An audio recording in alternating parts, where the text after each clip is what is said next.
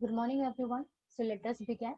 So today we are going to see what do you mean by relational algebra and relational calculus. So in this chapter we are going to see relational algebra much in detail. In the next chapter, that is your chapter number 6, we are going to see relational calculus in more detail. So let's begin. So when we talk about relational algebra, it is a procedural query language that works on relational model. So it takes relational model as a reference, and over that it is going to perform the procedural query language. So we can say that it means that it tells us what data to be retrieved and how to be retrieved. So it will tell you each and every procedural steps that how you can retrieve the data and what data has to be retrieved. So when we talk about query language, the main purpose of query language is to retrieve the data from database or perform various operations like your insert, update, delete on the data. When you talk about relational calculus, in contrast to this, it is a non-procedural query language. So which means that it tells us what data to be retrieved, but it doesn't tell us how to retrieve it. So that's the difference between your relational algebra and relational calculus, where algebra tells you what data to be retrieved as well as how to retrieve.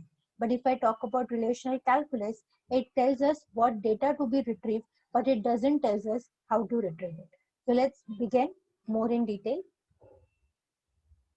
So when I talk about relational algebra, there are some operations which we need to perform.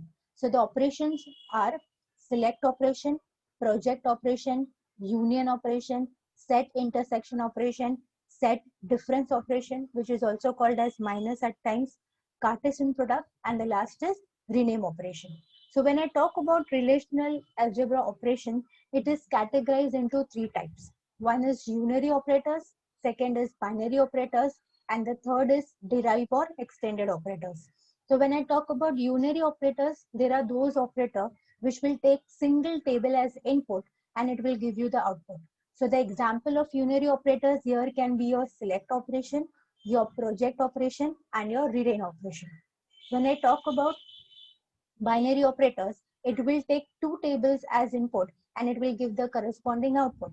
So the example for the binary operation can be your set intersection, your union, your Cartesian, and set difference. So that becomes your together as relational algebraic operations.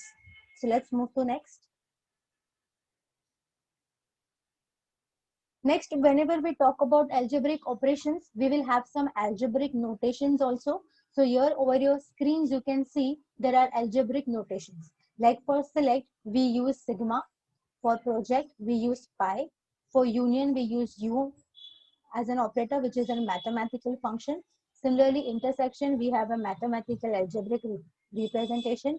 Then for set difference, we use minus. For Cartesian, we use multiplication. And for remain, we use RHM. As I've told you, your relational operators are categorized into three types.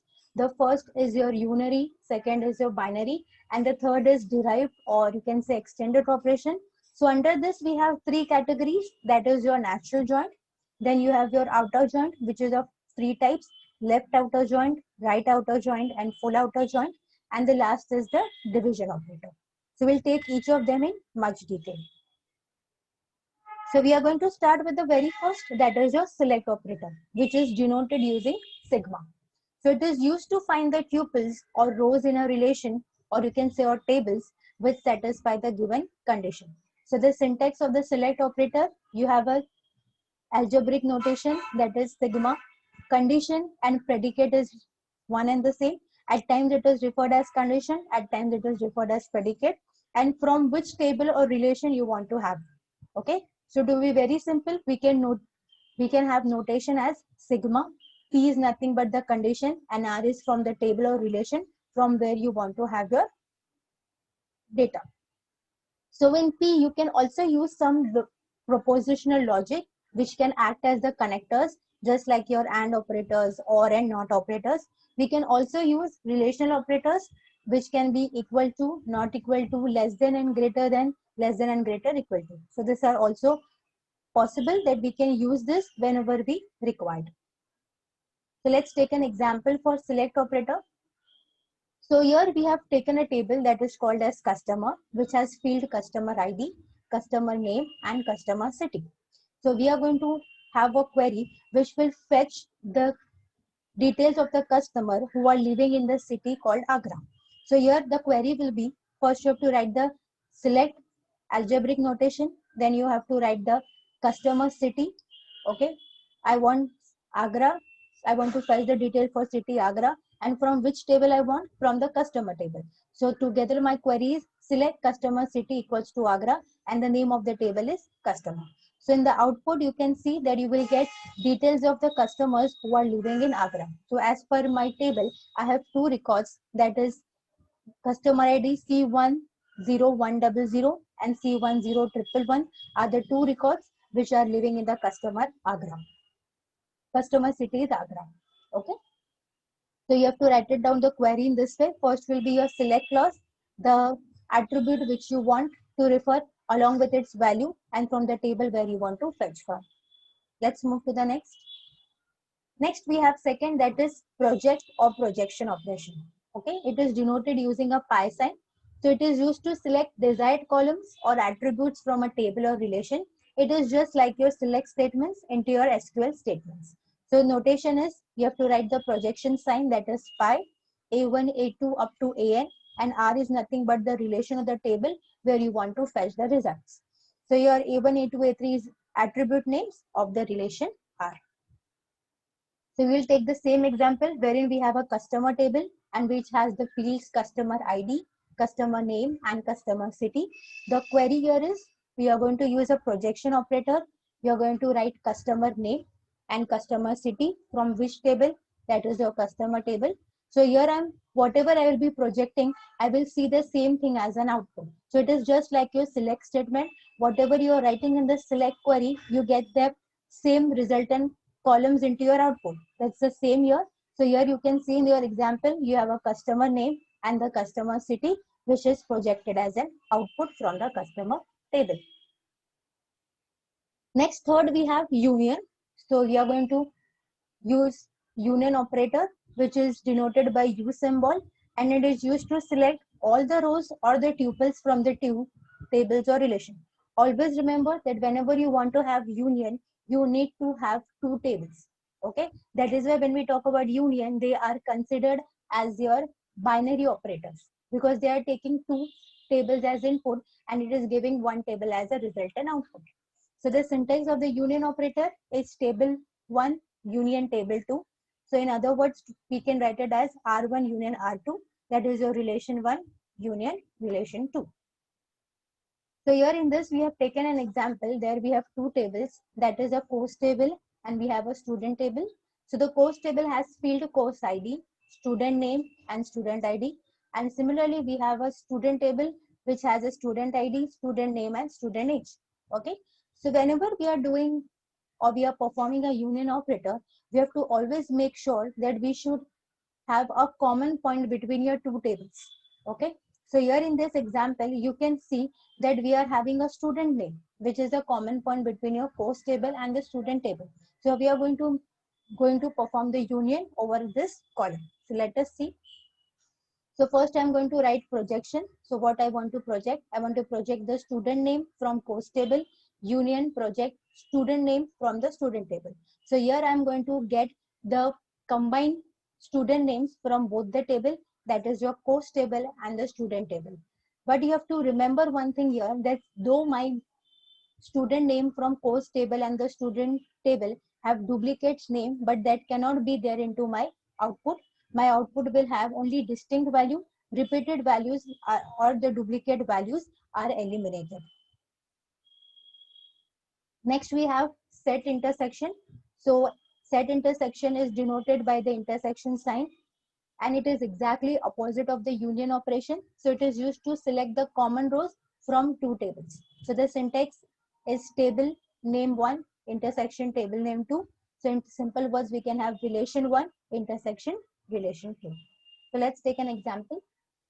So again, I have taken a same example wherein I have a course table and I have a student table with the fields course ID, student name, student ID. In student, I have student ID, student name and student age. So we'll perform an intersection over this. So projection student name, course, intersection, projection student name, student. So here we are going to get only those name of the students which are common in course table as well as which are common in the student table. So here in this example, you can see Aditya, Steve, Paul, and Lucy. Okay. So these are the four names which will come as output and which as having a common, you can say, attribute values in both the table.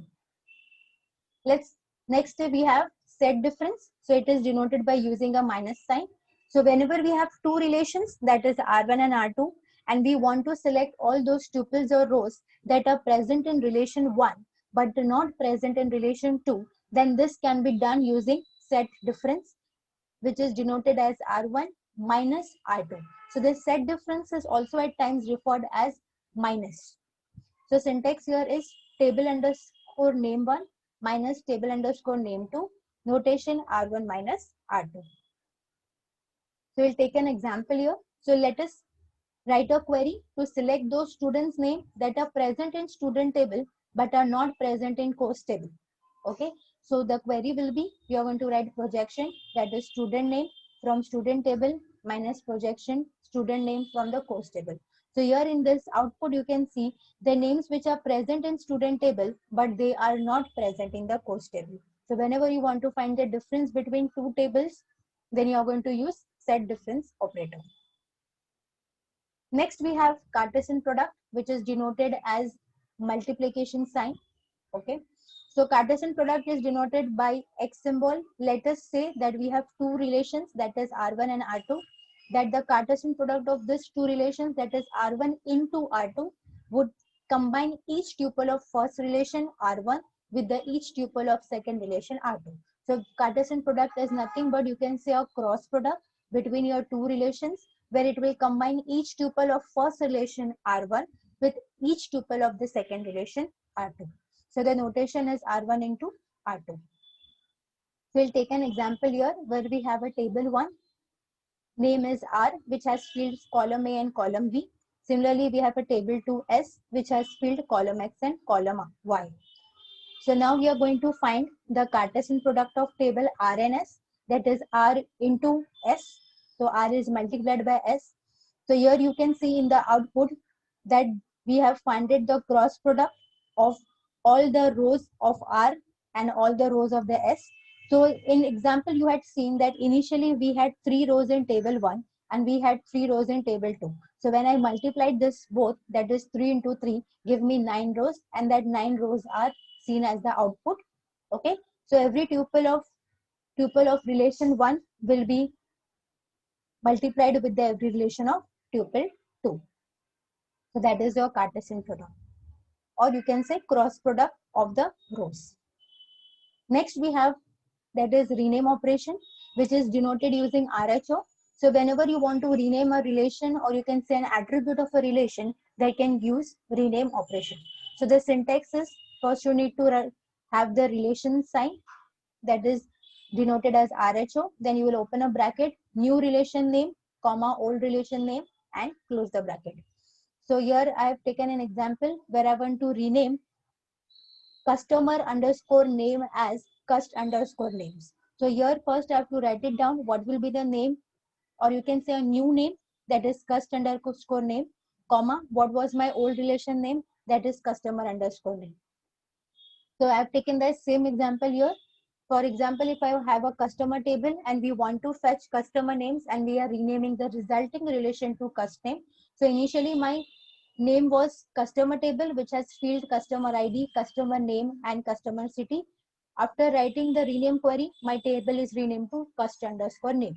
So whenever you are renaming, the first input that is required is a new name, and then you have to mention what was the old name of that particular attribute or table. Next category, we are moving to derive operations. Okay. So when we talk about derive operations, it is so called as derive because here it is going to take some set of inputs. It is going to perform some operations over it, and it is going to derive some value. That is why they are called as derive operations. So at times it is also referred as extended operations, because initially we didn't had this category under relational algebra, but later on they realized that we need to add this categories also. So that is why this category is called as derived operations, and it is also called as extended operations. Okay, so here we have natural joint, then we have outer joint, which is categorized into left outer joint, right outer joint, and full outer joint, and the last we have is division operations. So let's take each of them in detail. So first let us understand that what do you mean by joints. Okay, so whenever we talk about joints, it combines tuples from different relation, and if and only if it is given joint condition is satisfied. So it is denoted by joint sign, which you can see over your screen. So basically when I talk about joint, to be in very simple words, it combines two or more tuples. But whenever you are combining two or more tuples, you need to specify the condition on which they have to be combined. Okay, so that condition is something which will help you to join that two tables.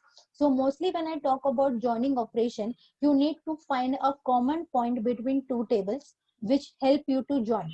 Okay, so in every table we see that there is something called as relationship, which is a primary key relationship and foreign key relationship.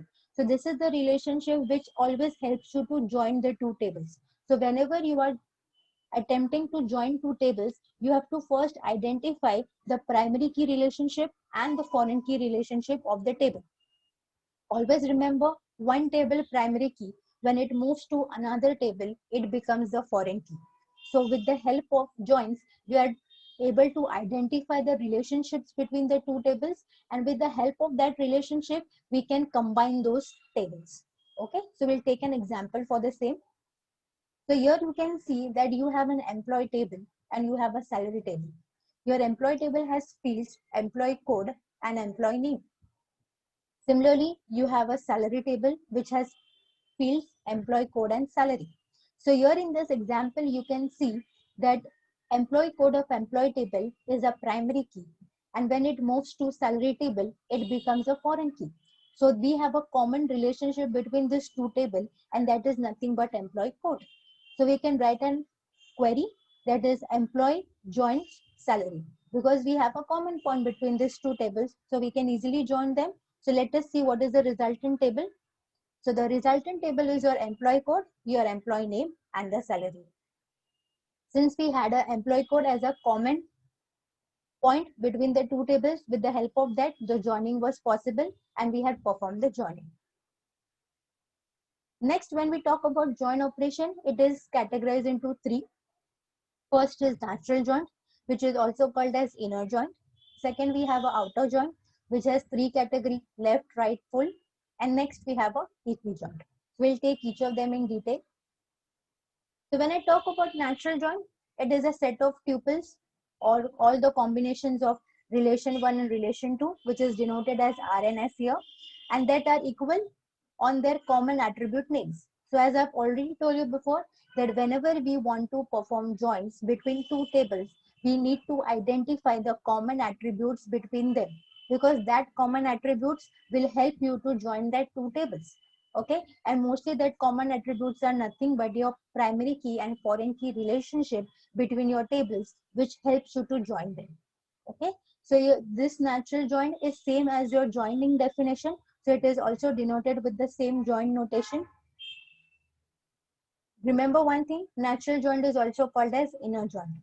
So we are taking your example where we have employee table and salary table, and here we are going to use a projection operator which will project employee name and salary by joining employee table and salary table. So you can see that I have projected employee name and salary and it is joined. Next, second category, we have outer joints. Okay, so when I talk about outer joints, these are those type of joint where the tuples not only satisfy the matching criteria, but at times they will also have non-matching criteria. Okay, why they have non-matching criteria? Because it has three subcategories, that is right joint, left joint, and full outer joint. And with those categories, at times there is possibility that you may not get the matching values. So this is a type of a joint which will at times satisfy the matching criteria if is there. If it is not that matching criteria, then also it is going to give you the result. So here in this type of joint, you can have matching values. At times you will also have non-matching values. Okay, so let us see each of them in detail. So the first is your right outer joint. Okay, so when I talk about right outer joint, it is denoted with a sign. You can see there is something which is coming on the right side with your joint notation. So it is denoted like this. So right outer joint returns all the values from the right table and matched values from the left table. Okay, so in case if there is no matching value, then in that case it will return null. So we'll take an example here. Okay, so here we have a table, that is first is your student table which has field student ID and student name. Second, we have a stream table which has stream ID and stream name. So you are going to perform the right join. So as per the definition of right join, it says you will have all the columns from the right table and the matching columns from the left table. So here whenever you are performing the joint, in the resultant table you can see I have all the attributes of my right table, that is ID1 which is repeated twice, ID2, ID9 along with the stream values, that is CS, IT, ECE, ECE. Okay. Now when I talk about matching columns with the left table, it is just ID1 and 2. So here whenever I'm fetching the names from my left table, that is nothing but the student table, I will get only two records, that is Sayank and Alex. The reason why I will get only these two records, this is only the two records which are matching with my right table. Okay, since I have two ID1 here, so Sayank is repeated twice, but the department for both the Sayank is different, that is one Sayank belongs to CS department, another Sayank belongs to IT department. Okay, so what always remember, whenever we are performing a right outer join, we'll have all the values from the right table and only the matching values from the left table. In case if there is no matching value, then you will see something which is null. Okay. Next we have left outer join. So when we talk about left outer join, it is denoted by the joint sign, and there is a lines which is coming out from the left side. You can see over the screen the notation. Okay. So basically a left outer joint returns all the values from the left table and the matched values from the right table. In case if there is no matched value, then it will return null. So exactly opposite working of your right outer joint is a left outer joint. So here we are going to take the same example, just we are going to reverse the process. So here we have a student table, here we have a stream table. So whenever I am performing and left outer joint, I will have all the values from the left table. So you can see over your screens, I have ID 1, 2, 3 and 4. Okay. Next, I will have only the matching columns of the right table. So I have matching there as 1, 1, 2. So I can see only three departments as the stream when I am joining, that is CS, IT and EC, because it is just ID 1 and 2 which is matching with my right table. Okay. However, 3 and 4 ID is not present in my right table, so that is why it is null here. Next, we have full outer joint. So when you talk about full outer joint, it is a combination on right and left joint. So you can see the notation that we have combined notation of left and right outer joint. So similarly, the definition is also like this. It says that it combines the result of both the left and right outer joints, and the joint table which will contain all the records from both the tables. And in case if there is any missing values or missing matches, then it will be denoted using null. So here in this example, we will see that all the attributes of the left table are there, all the attributes of the right table are there. So full joint is usually a combination of all the values of left and right joint. So in this example, you can see that wherever there are no matching columns, in that case, you can see the blank values. Okay, like if I talk about ID number 3 and 4, which is present in the left table, which is not present in the right table. That is why under the stream section, you can see over the screen, it is null. Similarly, if I talk about ID 9, which is present in the right table, but it is not present in the left table, so it has value null here. So when we talk about full outer joint, it is going to combine your left and right outer joint together. And whenever there is no matching roles, it will represent null. Okay, mostly full outer joint is usually not used. We either go for a left joint or we either go for the right joint depending upon the requirement. Next, we are moving to the third type of joint, that is equijoint. So when we talk about equijoint, it is going to combine the tables based on some matching values and in specified columns.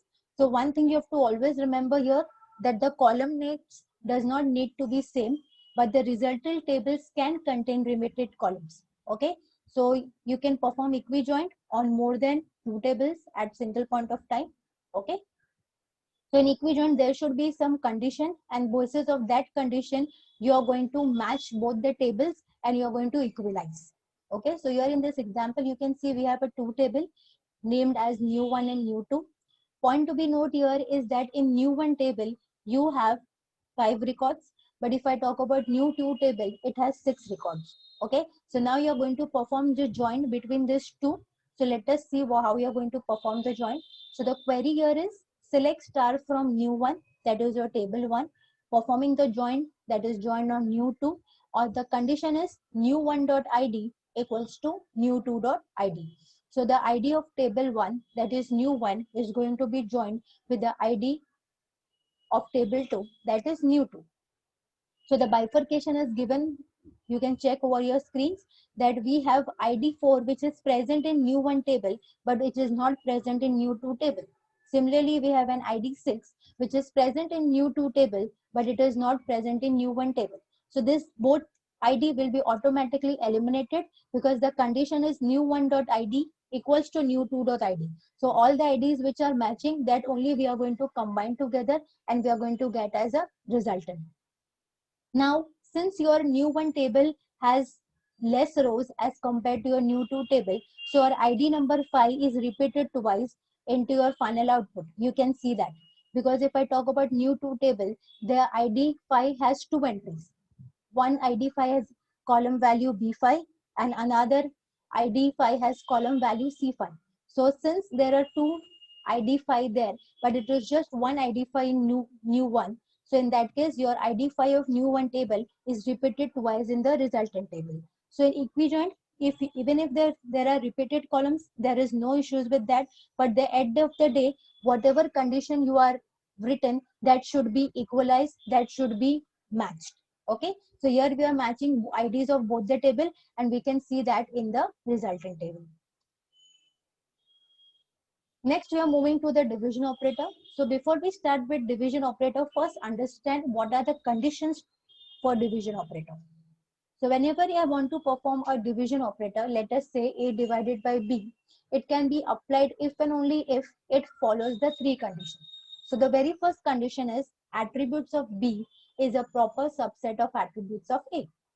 Second condition, the relation which is written by division operator will have attributes equal to, that is all attributes of A minus all attributes of B. Third condition, the relation written by division operator will return those tuples from relation A which are associated to every B tuple. Okay, so we'll take an example wherein we have 2 relations, that is student sports table and all sports table. So let us first see the table. So here we have student sports table which has fields, roll number and sports. So here you can see that roll number 1 is playing badminton, roll number 2 is playing cricket, roll number 2 is playing one more game, that is badminton, and the roll number 4 is playing badminton. However, if I see all sports table, it has 2 entries for the sports, that is badminton and cricket. Okay. So if I logically divide my student table with all sports table, I can see that only roll number 2 is one who is playing both the sports which is present in the all sports table. So logically, if I divide this, I will get the answer as roll number 2 because that is only the sport which is present in my all sports table. Okay. So we will going to match this with the 3 condition.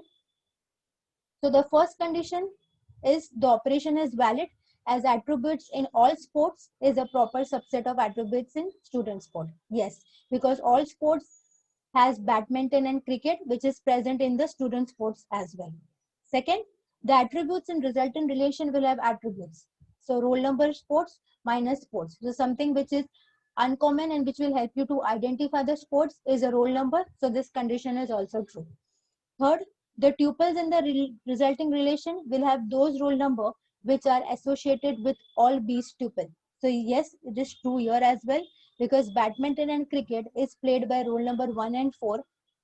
Okay. And when I talk about, sorry, roll number 1 and 4 are associated only with badminton. But if I talk about badminton and cricket as a combination, which is present into your all sports table, is played by roll number 2. So if I talk about the resultant relation, the roll number 2 is something which is completely associating with the all sports having values, badminton and cricket. So if I divide student sports with all sports, the resultant value which I'll get is roll number 2, because roll number 2 is playing both the sports which are present in all sports table. So whenever you are performing division operator, you have to make sure and you have to always remember the 3 conditions, and according to that conditions, you have to find the resultant relation. Next, we have aggregate operations.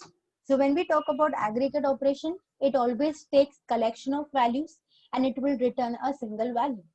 So aggregate functions are categorized as average, which will calculate the average value, minimum, which will calculate minimum value, max, which will calculate maximum value, sum, which will calculate sum or you can say addition of values, count, which will count number of the values. Always remember there is count and count star. If I talk about count, it will eliminate the null values. If I write count star, it will include the null values. So whenever you are representing aggregate operations in relational algebra, it is denoted as capital G1, G2 up to Gn. So this is nothing but group of attributes which are taken, okay, because we have seen in the definition already that it takes collection of values, that is nothing but group of values, and it will return a single value. Next, we have algebraic notation of aggregate operation, that is a capital G. F1 is nothing but your aggregate functions which you are going to use, that can be of type average, mean, max, sum and count. A1, A2 up to AN is nothing but all the attributes over which you are going to perform the aggregate functions. And E is nothing but your relational algebra expression. And this is your complete definition of aggregate operations, that is G1, G2 up to Gn. Then you have a capital G, that is an algebraic notation of aggregate operation. F1 is set of functions which is of type aggregate function, and A1, A2 up to AN is your attribute names. So let's take an example.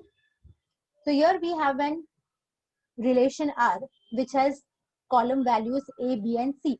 So if I talk about attribute values of A and B, it is something which is constant. But if I talk about C, it has some numerical values. So whenever we talk about aggregate operations, it requires some numerical values to perform some calculations over it. So here we are going to write an aggregate function, that is your algebraic notation of aggregation. Sum, what function you want to have. C is a column over which you want to calculate the sum, and R is nothing but the resultant table from where you are going to get the C value. So here you can see the output is 27, 7 plus 7 plus 3 plus 10. So I'm going to calculate the sum of the C column and the resultant value is 27. Next, I have taken another query wherein I'm going to find the average salary of each department. So here you can see that there are table that is called as instructor table, okay, and in this instructor table you have fields that is instructor ID, instructor name, department name and salary. So in this you can see that for department name like computer science, you have 3 different salaries as there are 3 different instructors. Similarly for finance department we have 2 salaries as we have 2 instructors there. Similarly for history and similarly for the physics. But I don't want this bifurcation of salary on the basis of instructor. I just wanted to know what will be the average salary which is their department wise. So I want to find out the average salary. So the query here is going to be department name. So department name is nothing which is I'm going to project as output. G notation is nothing but an aggregate operation notation in algebraic operations. Average is nothing but we are going to have a function average which you are going to perform on the column name, that is salary, and the table name is instructor. So you can see the output, you have department name and you have an average salary which is being calculated. Initially, if you see the table of computer science, there were 3 different salaries for 3 different instructors. But now we have just averaged the salary. So now we know that if I talk about computer science department, the average salary will be 77,333. Similarly, for finance, we have 85,000. And similarly, if I talk about history, I will have 61,000. Okay. So with this function, that is average salary, I got the salary calculated for every department. So aggregate functions are something which will help you to calculate the values. It will take multiple inputs and it will give you single output. Like in this example also, it has taken 3 salaries from the department computer science and it has calculated and given you the average salary of the department computer science. Okay, so that was your aggregate operations.